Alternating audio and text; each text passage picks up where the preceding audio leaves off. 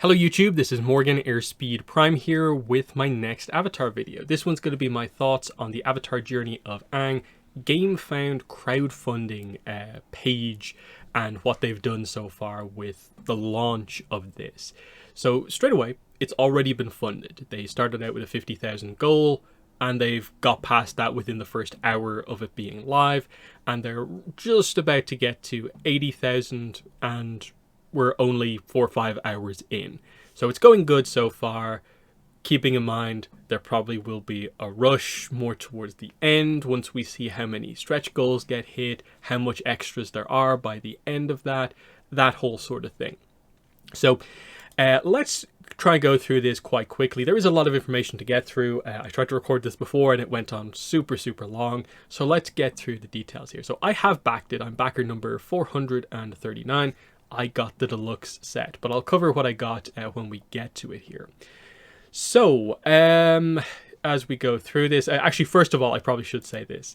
It was fun to see that they did list previews and reviews as part of the project, and my video is included here. So this is my video, Avatar Journey of Aang Board Game Preview.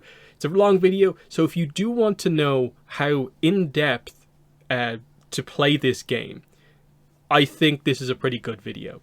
I'm a bit cramped for space with my recording setup, but I feel I present the information pretty well. If the rulebook is not doing it for you in terms of explaining how the game actually works, here is an example with the review copy I was sent of how the game actually operates. So I would really recommend seeing that video if you want that information. So, there's the details on this. This was already up previously of like, it's not the most complicated game in the world, but there is depth to it because the characters have abilities and stuff like that. You can be strategic. So straight away, you can see here, Deluxe Edition is brand new. They've changed quite a few of the components from the review copy and what they showed previously on the campaign. So we'll go through that because they go into a lot more detail as we go forward. They are saying that you should back early because this will allow you to get the Nonbender Expansion for the game for free if you get the Deluxe Edition. I'm guessing afterwards, like with the Standard Edition, you will have to pay extra for the Nonbender Expansion, but it's free as part of like basically the deal with the campaign launch. They also say that if you back now, you'll be entered into basically all of their weekly drawings, whereas if you only back more towards the end, you might only be included in one, or you might miss all of them. So there's a chance to win sketches, patches, t-shirts, add-ons, maybe even make your order free, basically. Because I'm assuming the way that this would work is if you got the Standard Edition, it's not just going to be, now you get 2. I assume they refund some of the stuff or whatever. I don't really know how it works, but something like that's going to happen, I guess. But then also, because the launch date for like the shipping of this is October next year, there's a lot of time to communicate with the developers, to give feedback on the game, to make it the best possible for when it finally does actually ship. And then for anyone worried about sort of financial kind of type stuff, they do offer the stretch pay thing where instead of paying it all at once, you can split it up into 5 payments over the course of the next like 5 months or 5 months from whenever they take the payment. I'm pretty sure they said that like the payment's taken once the campaign comes to an end and it's successful, which it has been successful so far, but 22 days left. Now, Standard versus Deluxe Edition. The way I would describe it is that effectively the review copy that I have is effectively the Standard Edition, but I have the Deluxe dice. Because the new dice are effectively just the dice that are designed for the Standard version. But they have clarified the Deluxe dice as they picture them in the detailed pictures are not the final versions. It feels like the dice are maybe going to be one of the last things to be absolutely solidified because it seems like a lot of people have opinions on the exact details of the dice. But yeah, functionally, in terms of just playing the game, you basically get the same stuff in both versions. Obviously, in the Deluxe Edition, most of the components are going to be the deluxe, fancier, higher quality components, but you can play the same game fundamentally, mostly, across both editions. It seems like The only mechanical stuff that's going to be exclusive to the Deluxe Edition is probably going to be basically like hard mode, basically, because the adventure board in the Deluxe Edition is double-sided and will have the hard mode markings on it, basically. So there's that. Maybe there'll be something included in the Standard Edition to help you do the hard mode, but we have to wait and see. Deluxe upgrades. So they go through them all in text, what they are here, but they have pictures later on. So the core things here are you either get the Deluxe Edition or the Standard Edition. You're either paying $45 or $80. Now, this is where you need to remember. The Deluxe Edition includes the Nonbender Expansion, whereas this doesn't. So if you're actually comparing them equivalent, basically, it's $45 plus $10 for the Nonbender Expansion as an add-on. So it's really more of like for like 80 versus 55. So you're paying 25 in essence for the deluxe components, which I think makes it feel a lot better because you can see that they actually are quite a bit better than I think what's in the Standard Edition here. So I think they've done a good job of pricing these in the right way, where the Deluxe Edition feels deluxe, properly deluxe, without feeling like it's overpriced. Like, I'm glad the Deluxe Edition doesn't have something going on where it's got these crazy dice made out of rare materials and the price is like $200+, that sort of thing. I'm glad they haven't gone overboard, but they've just made them look good for the price. They have changed the stretch goals from what we initially had. Basically, within the last while, they actually changed them. Initially, some of these had much higher numbers, and there was only 4 of them. There's only 3 of them. Now there are 4. So the first one here, for 100,000 pledged, Harmony cards now are going to have foil, and this is specifically for the Deluxe Edition. Now, just to bring up some of these cards from the review copy. Of course, what they referred to is that the back of the cards, both the red, gold and silver ones, will all be foiled within the Deluxe Edition. They're not really giving any details on if the front of the card is actually going to have any effects going on with it, like earth, you know, all the different elements. I think it would be cool if they maybe foiled the element in the middle, or they actually foiled the numbers on the sides of these cards. But either way, the backs are going to have some foil treatment, which is kind of nice. I do hope, though, that if this succeeds, which I think it will, because we're only like 20,000 away and there's most of the campaign still to go, I hope they offer card sleeves in some way. I know you can get card sleeves for square cards like this, but not everyone's going to have like amazing access to them. And these are the cards in this game where you're going to be doing a lot of shuffling. You're holding them in your hand a lot. You're going to be twisting them a lot to do the effects and stuff like that. So I'm worried that the fancy foil treated cards are going to get kind of messed up. These feel like they probably should be in card sleeves, and they're not the easiest type of sleeves to find. So it would be cool if they did offer at the very least the kind of odd shaped square sleeves for these cards, but we'll see what happens there. For 140,000, they have travel postcards. Ember Island and Omashu confirmed so far, but the picture seems to have maybe the Northern Water Tribe plus maybe one of the air temples or something like that, and who knows how many there might be in the final version. This one's interesting because it just says day 2, so I guess tomorrow they will confirm and show off these cards. These are the challenge cards, so these are the kind of smaller cards that add kind of replayability to the game. Every game is going to be different because of these small cards that you randomly choose for each of the levels, and you have a variety of different characters from different points in the series. And they did a poll ahead of the campaign to basically figure out, hey, which key points or characters from the series are we missing that we should add in as a card. And so we get Bumi's Trials from the King of Omashu, Escape Pohai's Stronghold, so Blue Spirit, Ko the Face Stealer as the only notable spirit that they haven't really included, and also Liberate Omashu, which, does that mean like book 3? Like as in Bumi flashback, he liberates Omashu, or are we talking about early book 2? That sort of situation. But either way, cool stuff. I'd assume more challenges will be a very easy stretch goal for them to add on. I think this brings it up to 30 now, which is kind of nice. And then the new one that they added just very recently for now 185,000 is new companions. So for the multiplayer games and even single player, you basically choose to play as one of these characters, and now they're adding more of them in. So this group of 4 is going to be Zuko, Avatar Yang Chen, Paku, and also the Canyon Guide is a very interesting option. The other ones make complete sense. Zuko, who is actually one of the challenge cards in the game, so he's a villain, but they're also going to add him in as a hero here, basically. Avatar Yang Chen makes sense because they've done some of the other avatars already. Paku, I think, makes sense to have another water character.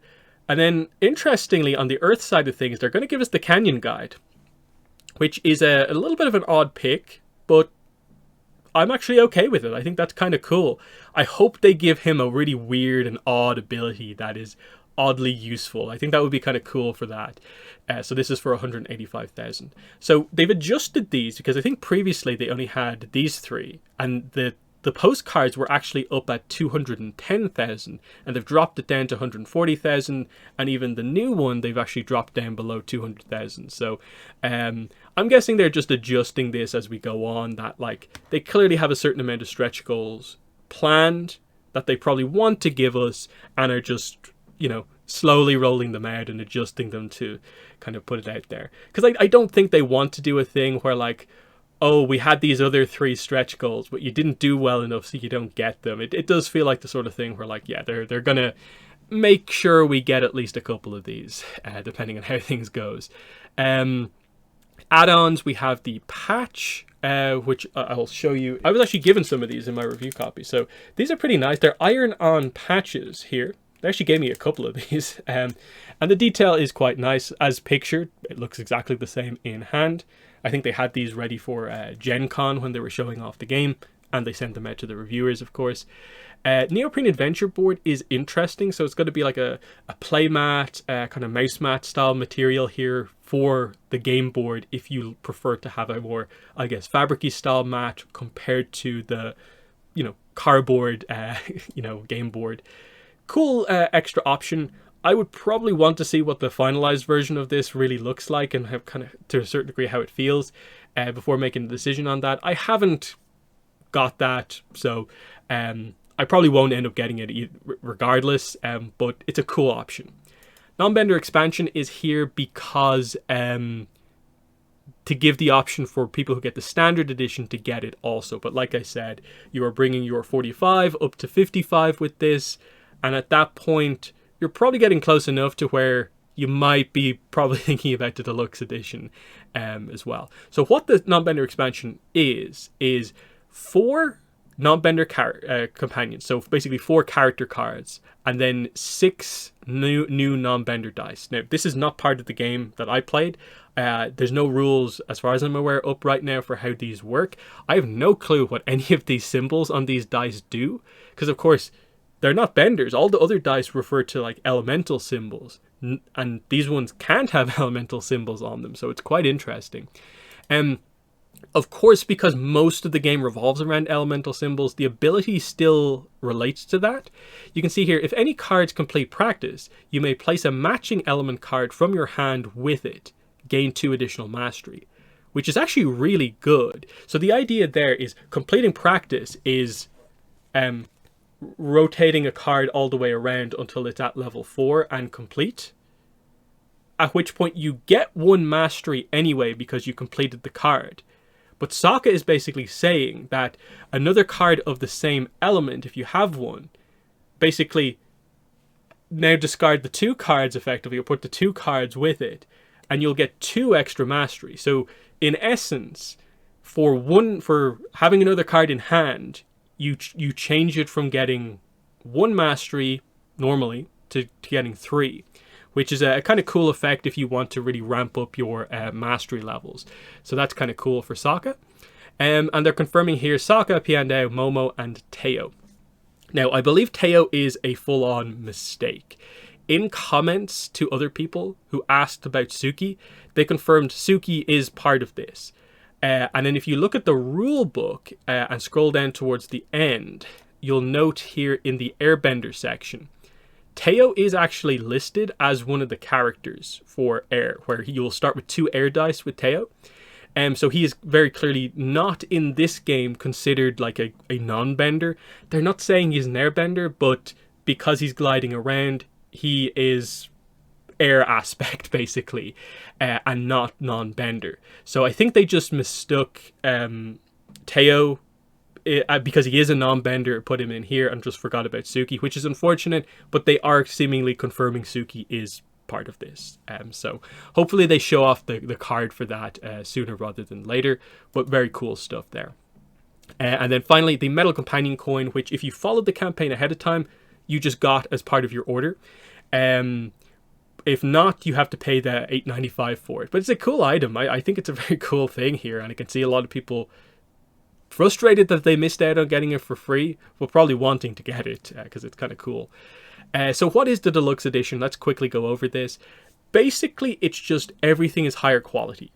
We get new box art, which I much prefer this box art to the standard version of the game. I love that it's Book 3 Aang, that design, and not Book 1 Aang. I'm just, in 2024, I'm a little tired of seeing Book 1 Aang on the front of most Avatar things. Yeah, give me Book 3 Aang, give me Aang in his comic design, you know, show me that the show exists past Book 1, basically. So, really like that. The board is going to be double-sided, thicker, and have reinforced seams, so that's good. What I have, the review prototype copy, already feels quite sturdy, so it being even better sounds great. Double-sided, what they said was, basically, you'll have your basic side, but then when you flip it over, it'll be basically hard mode, where the numbers for the different adventure points are going to be higher. So you'll need to roll higher, play your cards better to progress effectively. That's how difficulty kind of works in this game. It's just that the number checks are more difficult. They also said that the side A, basically, the beginner side, is probably going to have elemental token symbols printed on the board, but that you can just put the tokens over the top of those printed on symbols and play normally on that side. But it allows them to, in the rulebook, introduce people with a very easy setup, where instead of having to place 20 plus tokens across the board, you can just be like, hey, for your first game, just use what's printed on the board and we'll guide you through it, because now we know what's on the board and can kind of help you figure this stuff out. That seems really good as a tutorial type system, where it keeps the customization but also has the built-in you know, first turn easy mode kind of game. So that's cool. Comet Track and Marker is quite a significant upgrade. Let me show you this. In the review copy, the Comet Track is this. It's a pretty big thing for what it is. It's just a countdown from basically like, over here, 0 to like 7. And when you get to 7, you face Phoenix King Ozai instead of just Fire Lord Ozai. You face a character who is a 13 in each element instead of 10 in each element, and it's the end of the game, basically. I just felt like it's a quite big thing for what is effectively the countdown timer for the 7 red cards coming out of the deck. So I'm glad that they've changed it to be just basically this piece of art here for the comet made itself into the marker. I think that's a lot better of an option. And yeah, wooden marker token instead of a like very basic lightweight cardboard token. The mastery board is hugely improved in my opinion. They've switched it up from the combination of this and these kind of wheelie things, which are a little bit hard to... It's very easy to knock these out of position and lose track of your numbers on this. So I'm glad that they've changed this in a few different ways. The big thing with this, as you can see here, is that it's kind of indented. There's like multiple layers to it. So with the mastery levels here, you obviously keep track of them by sticking these pegs into it. So they're just going to stand up, be very clear where they are. That's kind of nice. And then for the tracks here, for your power levels, you have these wooden tokens that will basically slot into the kind of square slots here, which I think is very nice and avoids the other problem I had here for this flat surface, where they still gave us kind of tall wooden kind of cylindrical tokens, and it just felt like it was very easy to nudge them out of position, and because they were tall they'd knock over, whereas the indentation solves that. So very clever solution there. The other thing that's very different with this version of the game though is you'll see the 1, 2, and 3 on the bottom here. Here is obviously quite different than what they have here, where it's the different elements. This is them basically just switching up the layout of cards. I don't believe the rules change at all. It's just positioning of cards that changes. They're switching it up where instead of separating the cards by their elements, what they view as mattering more is what position the card is in, how much it is twisted. So when it's in level 1, it's like this. When it's in level 2, it's when it's twisted once. When it's in level 3, it's when it's twisted this way. And then when it twists again, you'll note that the active icon suddenly becomes the symbol. That means you've completed it. So they just changed the 4 elements to being level 1, 2, 3, and completed. So that's how the piles are going to work here. It might be a little awkward when there's a lot of different element cards stacked on top of each other, because the mechanic is still, when you play a card of a specific element, you rotate all of the cards underneath it that are of that element, and in the other rows as well. So it's slightly complicated in terms of like, you have to check each row for those elements, but it's still fine, I think, ultimately. I can see it being okay if you play either way, basically. Yeah, wooden markers, these cool, I guess, plastic mastery pegs. The Opa Figurine is an interesting thing, where there was a big question: is it going to come painted or not? They are giving you the option. You'll get the grey plastic version if you don't want it painted. If you do want it painted, you're going to have to pay 8 extra, and it's exclusive to the Deluxe Edition.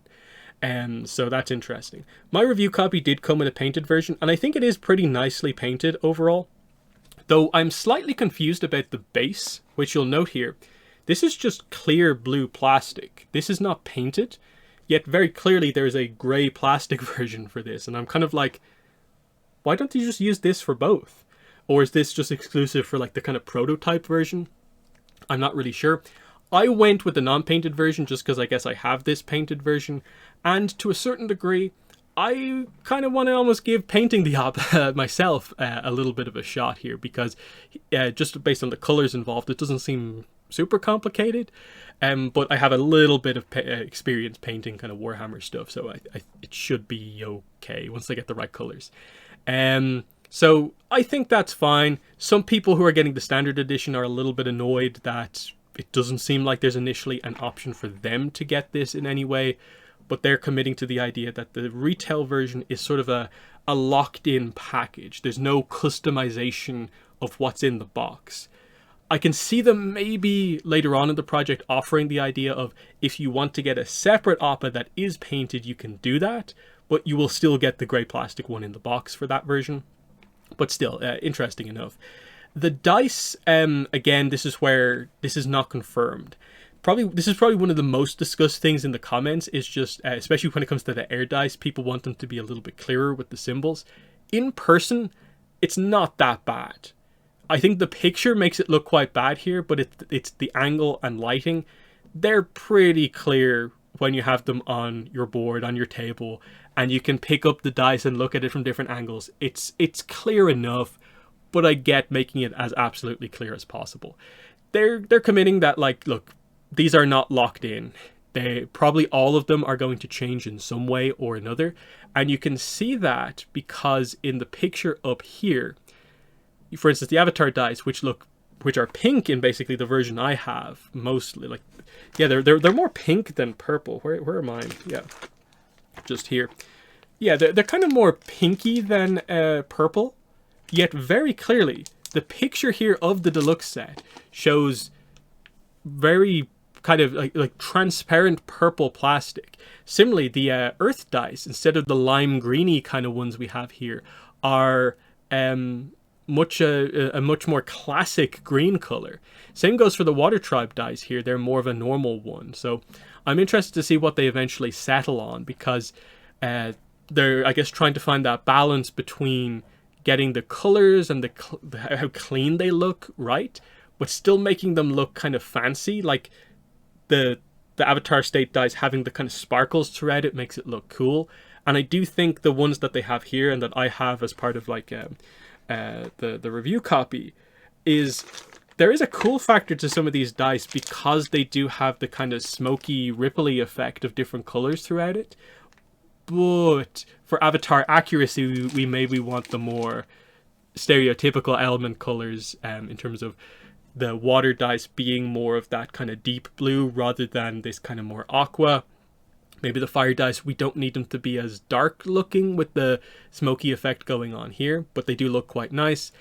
Earth probably does need to be more classic green, and the air probably should be a little bit more readable. Maybe the coloring, instead of being silver, should be like maybe metallic orange or yellow, just to make it stand out a little bit more while still being an Air Nomad color.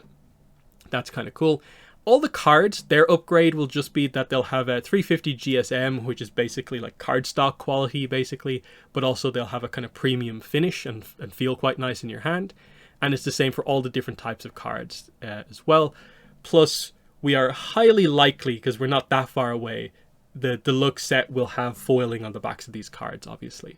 There is a pouch for the dice, which I didn't get. It's not part of the like prototype review copy thing, but I'm glad they've added this into all versions of the game, where even the basic version will come with a bag, but the deluxe pouch has the symbols on it, which is kind of nice. The element markers are probably the weakest thing from the review set, so I'm really glad that these are being upgraded to be wooden markers, and I hope they're better even for the standard version, because like they're just these very basic, like, you know, cardboard circles, not even that thick, with the symbol on it. So the print quality I hope is better on these, whatever they do for the standard version, than what they gave the review kind of prototype copy. Because like I get it, like the deluxe is going to have wooden ones, but I still want the standard edition to be better as well. Wooden companion coins and player aids. Standard edition, the main thing to talk about is the dice, I think. So they're just standard plain colors with, I think, white markings on all of them. Yes. So we have this weird, like, light purple pink color. I think this looks kind of bad. Like, I think the color on this is pretty terrible. Why not just straight purple or much clearer pink? I just think the faded pink purple is such an odd choice for a dice that's, you know, the deluxe set looks like they're filled with energy to a certain degree, whereas these ones look sick, in the bad way. Starter dice are grey versus the black starter dice in the deluxe set. That's a bit of an odd choice, especially because effectively the air dice are also kind of grey or extraordinarily like minor blue. They're too close together in my mind, even though the symbols, of course, are going to tell them apart as well. Water, earth, and fire, I think are perfectly fine. Again, is this too light of a color for earth? Should it be maybe a deeper blue once again for water? For what they are, they're fine, but I can maybe see a lot of people maybe wanting the standard edition, but with the dice from the deluxe set, because these are a little plain. Opa Figurine is going to be just the standard one. Makes sense. You're going to get the Comet Tracker, all the cards, just not... The card quality won't be like premium quality, but it'll still be good, I guess. I'm assuming that what they gave me is effectively the kind of card quality of the standard edition, and it feels pretty good. Like it's like, yeah, this feels really pretty good to me. I wouldn't be have any issue at all with the card quality on that stuff at all. A lot of the boards and stuff like that I got this early on is very nice. So I suspect that that'll be pretty good. Player board. Yeah, this is just going to be that without the kind of layer system, where instead of the kind of insert stuff, it'll just be these cubes to mark stuff, which is fine. Same for all these other ones. Standard bag. Makes sense. Shipping and taxes. I'll just quickly go through this. Again, it's planned for October 2025. English will be the first edition that launches, and then the other languages that they're planning to do will ship out like 3 months after the other one. So if you want it in one of these other languages, you're going to have to wait a little bit. I'm pretty sure you will choose what language you want in the pledge manager after the fact, because they'll decide on a lot of that stuff later on. Here's the details on a lot of the customs and stuff like that. I think it's pretty clear what's going on here, where like if you're from most of like I think these places, pretty much anywhere that doesn't have an asterisk on it, I'm pretty sure you're good with customs, I think. Or it'll be included as part of the pledge, and it's really only the rest of Asia, Brazil, and countries not mentioned here where you're probably going to have a bit of an issue potentially, but we'll see how it goes. Again, my video, if you do really want to know how to play the game, I do honestly recommend it, and not necessarily just because I made it, but because I don't really think there's a lot of other stuff out there that actually goes into depth about how to play the game. So there's that. Not too much about like risks and challenges. It's pretty much the standard stuff. Same with this. And so yeah, the final thing I'll mention, I guess, is going into the rule book a little bit. I already showed you a little bit of it, where like it does actually explain how some of the companions that they haven't maybe revealed yet work, which is kind of interesting. The rule book is not in a great position. In my video reviewing the game, I talked about how the rule book that they gave me was not great, and I had to ask a lot of questions to eventually make the video. And I guess they've taken some of that feedback on board already for this rule book, but it's still not in a great position. I think they've made it very clear that the rule book is probably one of the things that will be reiterated on so many times. Part of the problem at the moment is that they're debuting the look of the final components of the game, whereas they don't really have them in place just yet, so they don't really have pictures of that stuff to use. So it is a little bit out of date in terms of like they're showing some stuff from the tabletop simulator, some stuff from like the review copies basically of the game, and some stuff from older versions of the game. It definitely gets across how to play the game, and they haven't missed out on a lot of information like they have previously, but it is kind of hard to follow because there's so many random inserts saying this'll change, this is in the finalized version, this is all over the place, stuff like that. The only other thing I really want to talk about here is just, the whole training situation. Again, they've confirmed now that, the cards are now separated by stage instead of by element. Whereas if you watch my video, of course, I'll have them separated by element. But I believe the mechanics are still in essence the same. It's just what will actually happen here is when you twist a card, it will then move over from phase 1 into phase 2. So they won't just all stay in a row and twist. Everyone that twists eventually goes across until it's completed, which is, I guess, visually a decent way to do it, so I can see maybe why they have made that choice. This one I probably need to talk about as well. Adventures. This section. I feel I am partially responsible for there being a section in the rulebook specifically about Guru Patik, and also I think why a reward has been added to Guru Patik. The reason I say this is because if you look at the version that I was given of Guru Patik, this is what it says. It's 4/4/4/4 and no reward. But it is part of the setup of the game that you have to put Guru Patik in the Guru Patik spot. But the rules don't say anything unique about him that, like, you accomplish something great by going there. It's just a forced challenge for no real reward. And they took that feedback that I directly gave them on board, it seems like, and have changed Guru Patik into a harder challenge, but it gives a really, really good reward.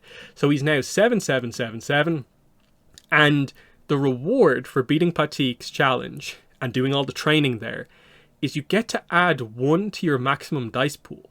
So you go from the 2 dice associated with your character or companion and your pool of 6 dice. So you go from having 8 dice to you'll have 9, or at least like 2 + 7, whatever way you want to talk about it. That's huge, having just a full-on extra dice. And it's an avatar dice as well, the strongest dice in the game with the most like symbols on it as well. That's really, really good. I feel partially responsible for there being an upgrade to the Guru Patik challenge, but some nice stuff there. And then, like I said earlier, Teo is listed here, so Suki probably is in as a non-bender, and there's other stuff kind of going on here. So, yeah, that is the situation here with Journey of Aang, the Kickstarter. So yeah, they're over 80,000 at this point. We're gonna hit, I'm assuming, as it gets to like evening kind of time, overnight in America and stuff like that. We're gonna hit the 100,000 goal to get the foil cards, and we'll go on from there and see what they actually add. So yeah, the stretch goals, I like that they updated them. It seemed a little bit maybe aggressive what they had initially, and they've made it, I think, a little bit more kind of fair with what they're doing here. And it looks like there probably will be more as we go on. Early predictions for this in terms of how well it's actually going to do. I think we're going to get to at least 200,000. How far it will go beyond that, I'm not sure. So I'm going to like tentatively say maybe like somewhere in the 350,000 to 400,000 range, but I don't really know if that has much basis to it. So there's that. I think this is a good game. I'm eager to see just how well this actually does. I'm eager to be involved in the discussions about, like, you know, what color dice do we want? What designs do we want on them? All that sort of stuff as we go on. So I was pretty happy to back this one, even though I technically have a copy of the game right now, but it's obviously an early prototype version that doesn't even feature all of the cards that the standard editions will have. So I think they've made some nice choices here. The deluxe stuff is cool. I love that there's the Nonbender expansion. That's going to add, I think, a lot, especially when we maybe get to see the rules about how that works.